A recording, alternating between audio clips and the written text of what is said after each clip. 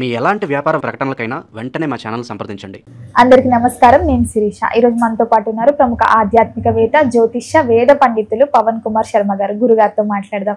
గురుగారు నమస్కారం. శ్రీమాత్రే నమః. గురుగారు, ఈ నవంబర్ మాసంలో మిథున రాశి వారికి ఎలా ఉండబోతుందంటారు? మిథున రాశి వారికి ఈ నవంబర్ నెల మంచి అనుకూలాలను తెచ్చిపెడుతుంది అని చెప్పాలి. ఈ నెలలో మారుతున్నటువంటి గ్రహ సంపత్తిని మనం మిథున రాశి వారికి చూసినట్లయితే, ఈ నెలలో శుక్రుడి యొక్క మార్పు 5వ స్థానంలో నుంచి 6వ స్థానంలోకి రావడం, అలాగే బుధుడు 6వ స్థానంలో వక్రగతిని పొందడం, అలాగే రవి యొక్క మార్పు కూడా 6వ స్థానంలోకి వెళ్ళడం, దీనివల్ల వీళ్ళకి మిశ్రమమైనటువంటి ఫలితాలు కనపడుతున్నాయని చెప్పాలి. ప్రథమార్థంలో అంతా కూడాను వీళ్ళకి కొంత అనుకూలమైనటువంటి వాతావరణం ఉండకపోవడం లాంటిది కనపడుతూ ఉన్నది. ఎందుకంటే ఎప్పుడైతే శుక్రుడు 5వ స్థానంలోంచి 6వ స్థానంలో ప్రవేశించాడో స్వల్పంగా ఆర్థిక మాంద్యం కనపడుతుంది.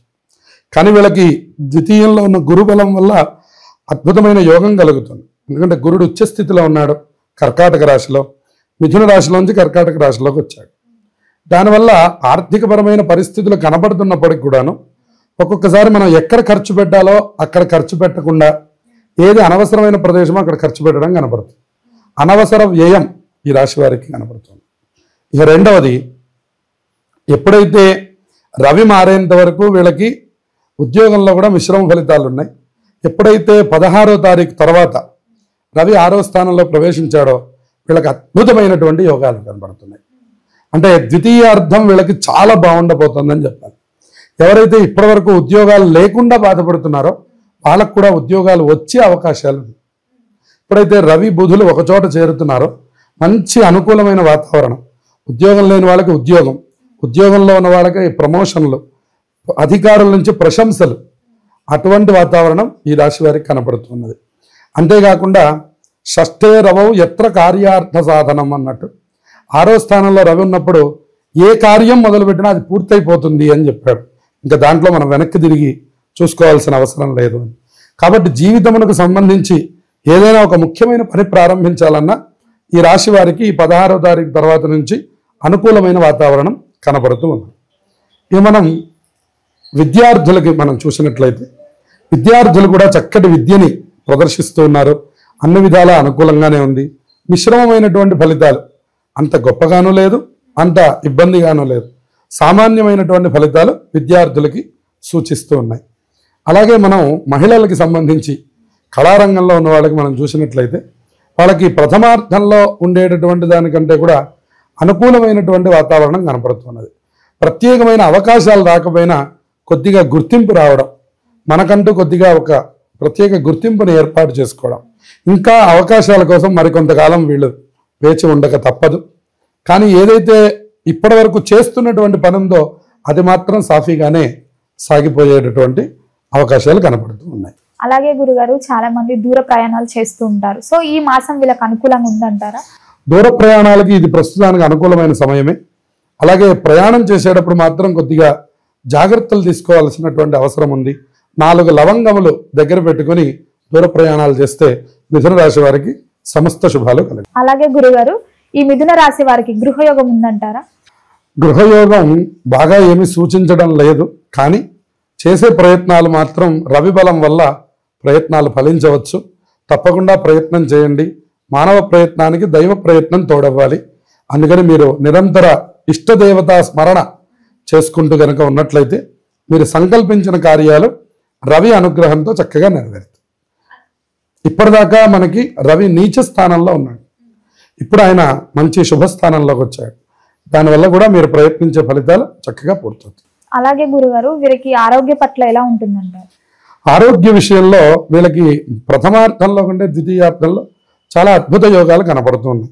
ఆరోగ్యపరంగా కూడా ఇంతకాలం ఎవరైతే బాధపడుతున్నారో వాళ్ళు కూడా చక్కగా లేచి కొంచెం ఉత్సాహంగా బయటికి వెళ్ళగలిగే పరిస్థితి కనపడుతూ ఉన్నది.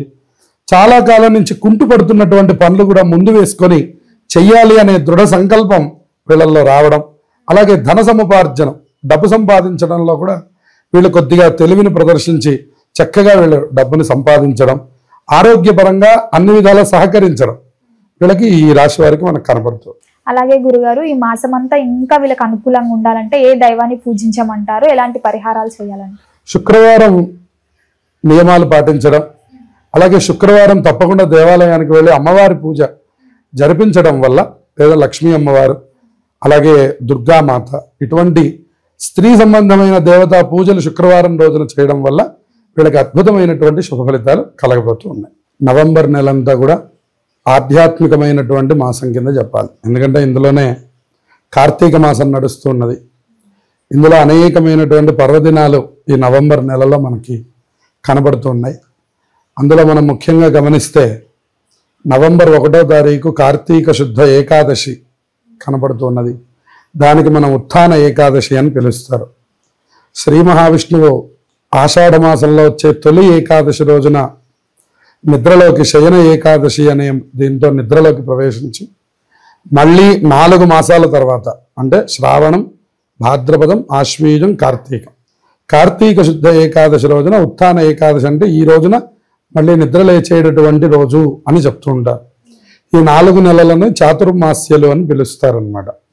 అందుకని ఆషాఢ శుద్ధ ఏకాదశికి ఎంత ప్రాధాన్యత ఉన్నదో తొలి ఏకాదశి అంటాం మనం. అట్లాగే ఇక్కడ కూడా అంతే ప్రాధాన్యత ఉంది. అది ఈసారి మనం 1వ తారీఖు శనివారం రోజున మనం చూడబోతున్నాం. ఇక తర్వాత 2వ తారీఖు క్షీరాబ్ది ద్వాదశి అంటారు.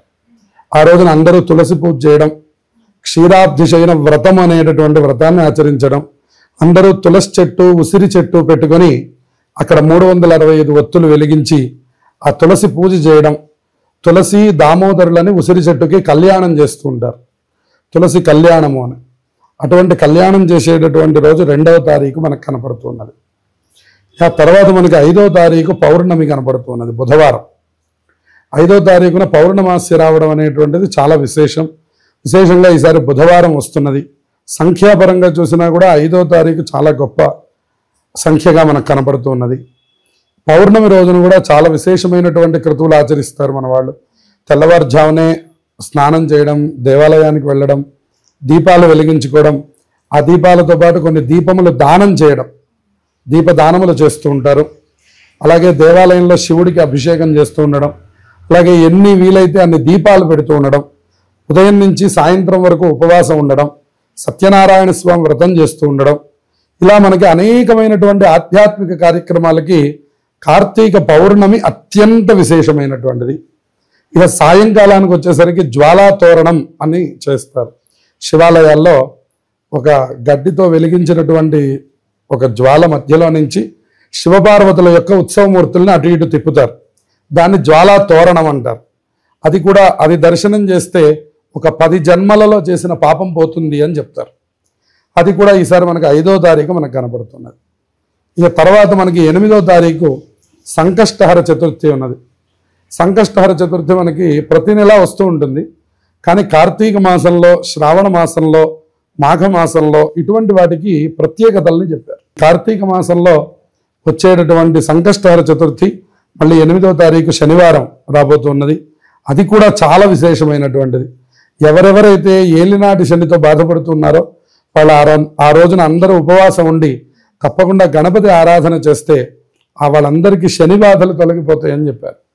ఎందుకంటే మనందరికీ తెలిసిన కథ, శని భగవానుడు రోజు వచ్చి ప్రతి దేవతని కూడా ఆయన పీరియడ్ వచ్చినప్పుడు ఆయన తప్పకుండా ఆయన పీడిస్తాడు. అలా శివుడి దగ్గరికి రావడము మనకి తెలుసు. కానీ గణపతి దగ్గరికి వచ్చినప్పుడల్లా ఆయన రేపు రా అంటున్నాడు. ఆయన వచ్చిన ప్రతిసారి రేపు రా అంటున్నాడు. ఆయన ఎన్నిసార్లు చూసినా కూడా రేపు రా అంటున్నాడని చెప్పని ఆయన చివరికి వెళ్ళడం మానేసేట శని భగవాన్. అందుకని శని పీడలు ఉన్నటువంటి వాళ్ళకి గణపతి ఆరాధన చాలా విశేషమైనటువంటిది. గురుగారు, మొత్తం మీద ఈ నవంబర్ మాసంలో మిథున రాశి వారికి ఎలా ఉండబోతుంది, ఎలాంటి జాగ్రత్తలు తీసుకోవాలి, ఏ దైవాన్ని పూజించాలో తెలియజేసినందుకు ధన్యవాదాలు. శుభమస్తు.